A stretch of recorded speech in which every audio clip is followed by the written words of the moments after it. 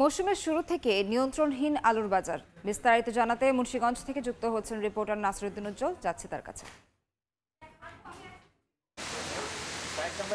মুন্সিগঞ্জে 34,355 hectare জমিতে 10 লক্ষাধিক metric ton আলু উৎপাদন হয়েছে। এখন কিন্তু আলুর ভরা মৌসুম। এখনই বাজারে কিন্তু 50 টাকা কেজি দরে আলু বিক্রি হচ্ছে। তাই কিন্তু ভোক্তাদের নাবিশ্বাস অবস্থা।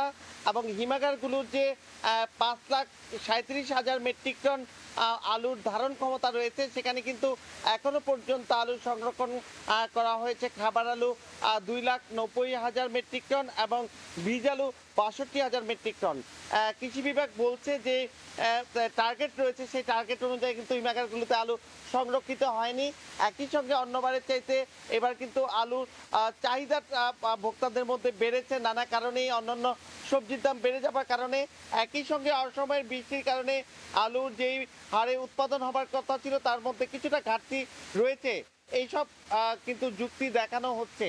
তারপর কিন্তু ভোক্তারা বলছেন যে এই যে সিন্ডিকেটের কারসাজির কারণেই আলুর এখনই শুরুতে এত দাম এবং ভবিষ্যতে আরও এটাকে বাড়িয়ে নেওয়ার কিন্তু নানা রকম ষড়যন্ত্র চলছে। সেই ক্ষেত্রে যে সরকার নির্ধারণ করে দিয়েছে 29 টাকা কেজি দরে আলু, সেটি কিন্তু এখানে কোথাও বাস্তবায়িত হচ্ছে না, কারণ বাজার মনিটরিং নেই। এদিকে হিমাগার কর্তৃপক্ষ বলছে যে তাদের কিন্তু লোকসান গুনতে হচ্ছে, যেখানে যে তাদের বিদ্যুৎ খরচ, শ্রমিক খরচ, মেনটেন্যান্স খরচ সব একই রকম। কিন্তু হিমাগারগুলোতে কিন্তু এই যে যেই হিমাগারটিতে আমরা আছি সেখানে কিন্তু অর্ধেক আলুও কিন্তু এখনো সংরক্ষণ করা যায়নি। এইসব নানা চ্যালেঞ্জের মধ্যে কিন্তু আলুভিত্তিক অর্থনীতি এখানে রয়েছে এবং এই বাজারের যে বড় রকমের আগুন চলছে সেটির ব্যাপারে কিন্তু কার্যকরী পদক্ষেপ দাবি করছেন ভোক্তারা। তো এই ছিল আমার কাছে মুন্সিগঞ্জের আলুর সবশেষ।